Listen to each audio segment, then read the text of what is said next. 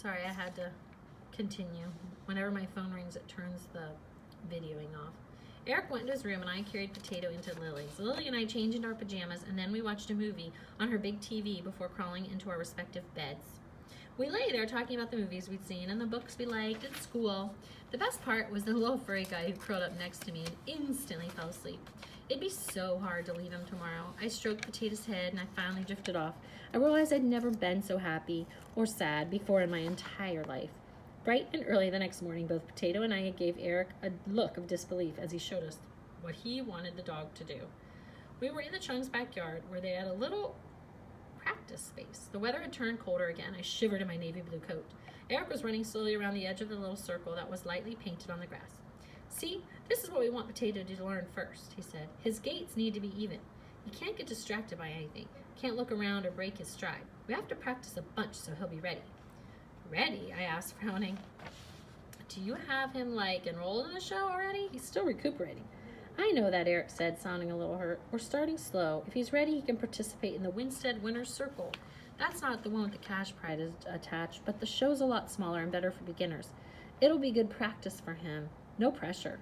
Yeah, a name like Winston Winner's Circle sounds super chill, I told him, rolling my eyes. The small smile that seemed to be escaping from him surprised me. Don't worry, Cecilia, we're starting small.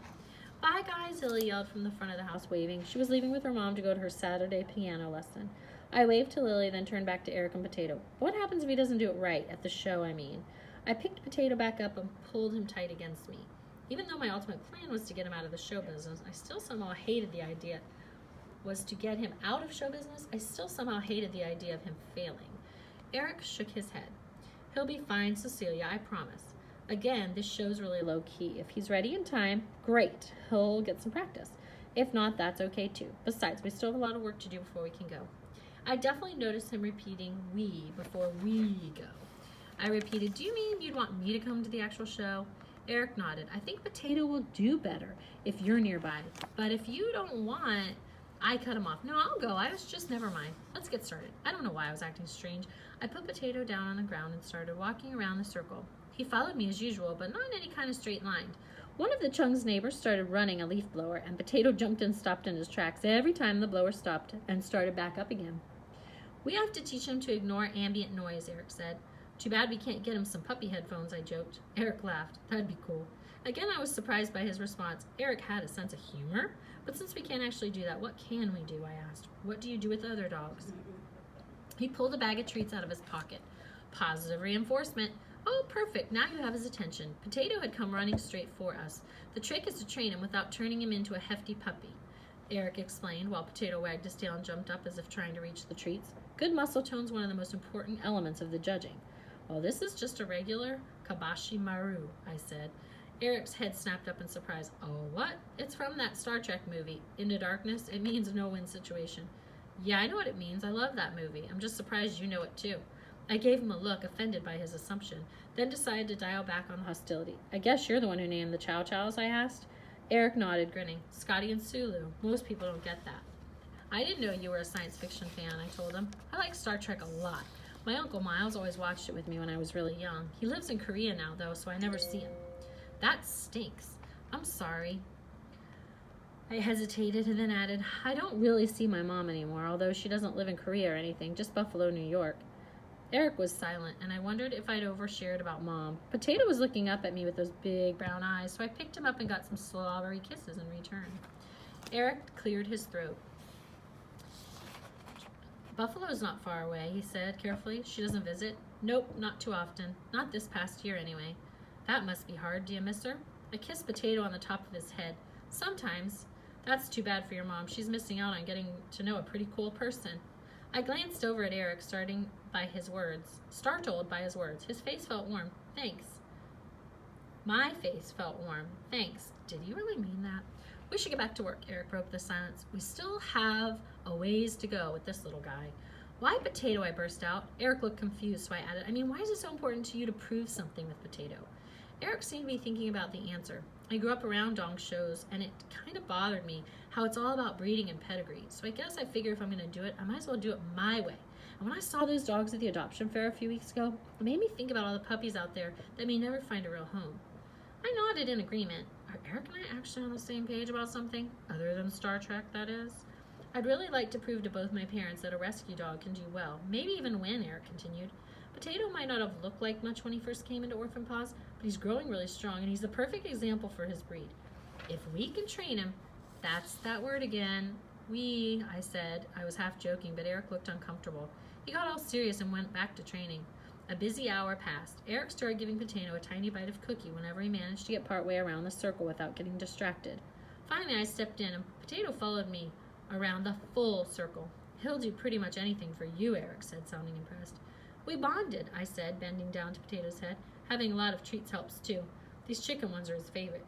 Good to know, Eric said. Well, I guess we can take a break. You want some hot chocolate? My mom has the really good stuff she orders from, Europe. Do you have marshmallows? Eric laughed. Sounds like marshmallows are a deal breaker. Luckily, yeah, I think we have some. Well, then, I guess that'd be okay, I teased him, scooping up Potato. Don't worry, I'll sneak you one, I whispered to the pup.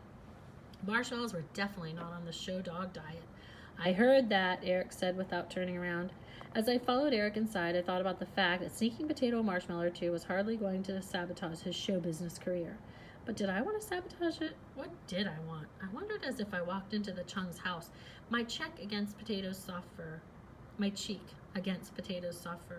answer to that question was becoming less and less clear. Show dog names, ideas. Sour cream and chive potato chips. Chicken Cookie Monster. Hufflepuff Birdie Bot Sorting Hat. That was Lily's idea. Captain James T. Kirk. Eric's Potato. Mine. Chapter 14. Training Potato. Dad let me stay over at Lily's one more night, so I left the Chung house early on Sunday morning. Parting with Potato was hard, and he didn't seem to want to leave my arms either as I walked toward the door with Mrs. Chong, who was dragging me to Aunt Pam's, but at the same time I had the hopeful feeling in my chest that I'd be back. Eric said we still had a lot of ground to cover before the show. When I walked in the front door, Aunt Pam was making pancakes. Good morning, Cecilia, she said kindly. Did you enjoy your sleepover? I did, I said, which was mostly true. It had been a lot of fun sharing a room with Lily, and of course getting snuggle time with Potato. But Eric still made me feel on edge. Those smell good, I added, walking to watch the batter sizzle on the pan. I thought I'd make them for your father today, she said. I nodded as I set my backpack down. He loves pancakes. It's also his birthday, Aunt Pam pointed out. I could feel my face turning pink and my stomach dropped. How had I forgotten Dad's birthday? You forgot? Aunt Pam whispered. Honestly, Cecilia. I looked down sheepishly. I did. I'm sorry. There's just been so much going on. Aunt Pam's face softened a little. I know. You've had a lot of upheaval lately. I'll take you over to the mall this afternoon. You can get him a card and something to unwrap. Okay. Thanks, Aunt P. She frowned a little but nodded once. Now, why don't you come help me with the rest of breakfast? I washed my hands, still feeling guilty. She put me in charge of frying the sausages. I watched the patties carefully, trying to make up for forgetting about Dad's birthday. But they still got a little too brown on one side. I guess I had the burner on too high. Cooking was just not my strong suit.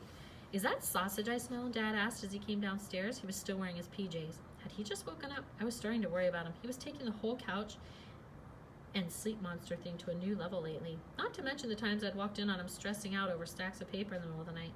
Happy birthday, Dad, I cried, hoping it didn't sound too forced. Sorry, I added, holding one sausage patty on my spatula at a time while transferring it to the little serving plate that Aunt Pam had set out. They're a little overcooked, but I tried. Makes no never mind to me, kiddo, Dad said with a small smile. Sausage is sausage. Thanks for helping your aunt. He took his usual place at the little round kitchen table. I sat down beside him, trying to ignore the smell of burned sausage. Aunt Pam wrinkled her nose. Where do you want to go for dinner tonight? I asked Dad. Oh, Aunt Pam said, I thought I'd make your father's favorite meal, meatloaf and twice baked potatoes. I don't know, I said, pouring maple syrup on the pancakes. Dad and me always... I'm sorry, I didn't realize. Dad jumped in. What Cecilia means is she and I always go out, and the one with the birthday gets to pick the restaurant. Maybe we can go out tonight and still have meatloaf tomorrow? The look on his face reminded me too late about the Chili's incident, but I knew he wouldn't mention it now, especially in front of Aunt Pam. Aunt Pam's face relaxed at the compromise. She liked it when things went according to plan, as long as it was her plan, that is, and that'd be fine. Where would you like to go? I'll have to think about it, Dad said, taking a huge bite of pancake. After all, birthday meal comes once a year. Then he glanced at me. How was the sleepover, see? I told him about the Chung's house and all their dog shows and Potato. I'm glad you made a new friend, Dad says. Lily sounds very sweet. It doesn't hurt that her family's obviously very well-to-do, Aunt Pam put in. Seriously, I snapped at her. You think I should be friends with someone just because they're rich? Honestly, Cecilia, Aunt Pam exclaimed, her eyebrows going up at my tone. Cecilia, don't be rude to your aunt, Dad chimed in. I felt my spirit sink. I felt bad enough for forgetting Dad's birthday, and now both he and Aunt Pam were ganging up on me. May I be excused, I asked after I wolfed down my pancakes. Dad was helping himself to more sausage. I was glad he liked it, despite the bad cooking. You may, kiddo, he said. See you for dinner later. Aunt Pam gave me a look. I'll be ready to take you for school supplies in an hour, she said pointedly, obviously referring to our trip to get Dad's birthday gift. Aunt Pam would make a terrible spy. Sure thing. I put my dish in the sink and grabbed my backpack and headed upstairs to my room. I knew the room had once been my cousin Mandy's. It still had all the furniture that had been hers and a lot of her old clothes still in the closet. Unfortunately, it was a closet too small to really hang out in. Mandy was all grown up now and working at a fashion magazine in New York City. There was also a Mandy shrine on the bookshelf in front of the window, containing all of her dance trophies and lots of pictures of her in high school. If only being coordinated and popular ran in the family. I paced the floor, feeling restless in a small room that wasn't really mine. In fact, the whole house felt small after spending the weekend at Chong's, but I knew it was pointless to compare. I sat down at the little desk, flipped open my laptop, and clicked to open Skype. I entered in Mel's Skype name and waited to see if she'd pick up. When she didn't, I walked over to the bed and sat down, zipping open the backpack I'd taken to Lily's. I thought about how sad I'd felt the first time I tried to Skype Mel after she moved when she didn't answer. I felt so alone, but now even though I still missed her and wanted to talk to her, at least I don't feel so bad. I heard the Skype call sound and almost tripped over my sneakers on the way to the desk. Mel was calling me back. Hey, stranger, I said, and as her image appeared on the screen. Hey yourself, Mel smiled. The internet at Aunt Pam's house was spotty, and it didn't help the computer was old. It seemed to be a particularly bad connection day because Mel kept freezing or dissolving into little pixels. But it was still good to see her. She was wearing a bright purple t-shirt and spattery black megaphone on it that said cheer. A matching purple headband kept her curly hair pulled back from her face. You holding up okay, Mel asked? Last time we talked, you were really stressed about your dad. Yeah, it's gotten worse, actually. I went on to tell her about the awkward night at Chili's and how Dad seemed down in the dumps in general, worrying about money. And now I've struck a deal with Eric Chong so I could maybe earn some cash to help Dad out a little. Mel raised an eyebrow, and then her image froze that way for a while. I wish I knew how to take a screenshot on this computer because it was really funny. Wait, you mean like the Eric Chong basketball star student council vice president? Mel's voice asked, though her image stayed frozen. Yeah, the Eric Chong, and he's the president of our class this year. I'm not surprised. Is he still a show-off, and why are you helping him? I didn't really know how to answer that. There were too many things to explain. I've gotten to know his sister. You remember Lily? Mel's image unfroze and nodded. She's nice. Eric's totally arrogant, though. I mean, at least he seems that way at first. Aha, so he's improving on closer acquaintance. Very interesting, Mel winked. It's not interesting. I'm just helping him to train Potato. Mel's face got bigger on my screen as she leaned forward. You're what? Training a potato? This connection stinks. I laughed. Remember the dog's name is Potato, I said. Eric wants to enter him in a dog show. Potato listens to me, so I'm helping Eric train him. Mel looked confused. I thought you hated dog shows. I still do, but why breed dogs when there are so many that need homes out there? Pretty sure I've heard this speech. Mel rolled her eyes and grinned. So it's changed. I opened my mouth to say nothing, but realized that wasn't true. Potato was what changed. I didn't know it yet, but he'd take to dog show life. But what if he did? And if Eric kept asking me to help train him, I could still see him. I haven't actually been to many of the shows yet, I finally told Mel. I guess I'm going to decide for sure how I feel when we go to the first one next weekend. Cecilia Marie, reserving judgment, very uncharacteristic. It was my turn to roll my eyes at Mel. You and your giant words. Have you been reading the thesaurus for fun again? She stuck her tongue out at me and I laughed when her image froze again. No, but I've been reading a lot of other books. Oh, hang on. She paused and looked at something off screen. See, I've got to go. My dad's waiting in the car. I'll talk to you later, okay? With that, she hit the disconnect button and the pixel image of her vanished. Bye, Mel, I said to the empty blue screen. I had about half an hour before Aunt Pam would take me to the mall, so I closed the laptop and went back to my math homework. I thought back to Mel's comment about reserving judgment. Was I really that quick to hate things? The question hung in my mind until I heard Aunt Pam calling me from downstairs. Chapter 15. Maybe not then. Lily passed me a small bowl of food, and I looked down at it in confusion. It's kimchi, she whispered. It's basically cabbage, just crunchier and spicier. Does it taste good? I asked hesitantly. She giggled. Yes, I promise. I spooned a little of the red leafy stuff onto my plate and took an experimental bite. The flavor was strong and surprising, but I didn't hate it. In fact, it was pretty delicious. I spooned some more onto my plate, along with brown rice and a bunch of other pickled vegetables. At the center of the table was a large pot of soup and orange and red broth filled with tofu and veggie dumplings. And Mr. Chong was busy scooping it into individual bowls for us. Their chef was off for the night, so Mr. Chong had done the cooking, and I was impressed by how good it all looked. I'd never had Korean food before. It was very different from what I was used to. My dad was a master of only one dish, frozen pizza. My aunt was an awesome cook, but everything she made was either deep fried or filled with cheese. It was nice to try something new. It was Wednesday night. Eric had asked me to come help him get Potato ready for the Winner's Circle show on Saturday. Mrs. Chong was at work event, so it was just me, Mr. Chong, Eric, Lily, and me. Well, and about 5 dogs under our feet. Sadly, Potato had switched allegiances, at least during dinner. Lily was the one who always snuck him a bite of food under the table, so it was her feet he sat on during meals. I wondered if Potato liked kimchi too. Hey, Cecilia, I've got good news. We can do the rally and the show on Saturday, Eric announced. I got Potato's papers in the mail yesterday. Eric had explained to me that the rally was part of the show. It was a little obstacle course, and it was open to all dogs. But for the traditional dog show part, your dog needed to be purebred and have papers. How's that even possible? I asked around a mouthful of food. Potato was found beside a dumpster at a grocery store. If somebody bothered to register him and stuff, how did he end up there? Eric shook his head sadly. I don't know, but he was born in Hartford, and his parents were both pedigree from the same breeder. How can you be sure it's him? I asked, peeking under the table to see Potato munching away happily beside Lily's feet. My mom's got a guy who investigates this kind of thing, Eric explained. Besides, Potato still got his microchip, so it's pretty easy to prove his identity. I shook my head. Proving the identity of a dog? What kind of person even does that for a living? Is it like a doggy private detective? Lily giggled. That sounds like a cartoon that'd be on Disney Channel. I couldn't help but laugh too. Eric, of course, stayed serious. He wasn't registered with a show name, just a nickname. So we needed to come up with one of those. I had one idea. We could both put our last names in and also shout out to the name you gave him. How about Murray Chung Fried Potatoes? He smiled and picked up his glass of water to take a drink. Lily burst out with a laugh. Seriously? Sounds like you guys are married and your kids are french fries. Eric choked and sprayed water across the table, mostly onto his sister. Then Mr. Chung burst out laughing. I laughed too, even if I felt myself blushing at the idea of me and Eric being married. Too weird. Eric's face was red too. Lily was wiping her face with a napkin, and Potato was trying to climb my legs to get a better view of the action. Maybe not then, Eric finally said, and Lily stopped glaring at him about the water spray and started laughing again. I had to put my head down and keep from grinning. I concentrated on my soup while Mr. Chung told the twins about some trip they were taking over the summer. I didn't meet Eric's eyes for the rest of the time at dinner. When we stood up to leave the table, he still looked a little embarrassed at the name he'd come up with and Lily's take on it. After dinner, we let Potato practice his circle run for a few minutes in the yard, but when it got dark, we headed inside. Can you come back tomorrow, Eric asked. I really have to go orphan pause, I told him. I usually go every day. Lori left a message on the machine at my aunt's house yesterday to say she's really behind. Eric stopped walking. I'm sorry, I've been taking up all your time with this project. I shrugged. I like helping with Potato, but I can't leave Lori hanging. Does she need more volunteers? Yeah, we pretty much always need more help. What if I help tomorrow, and then we could both work with Potato on Friday night before the show? I almost tripped. I was so surprised. Eric helping at the pet shelter? Well, yeah, I guess that'd be okay. I mean, it'd be good. Lori would be really happy. And she'd probably squeal and ask a million questions if you bring a boy with you. Such a little voice in my head, but I did my best to ignore it.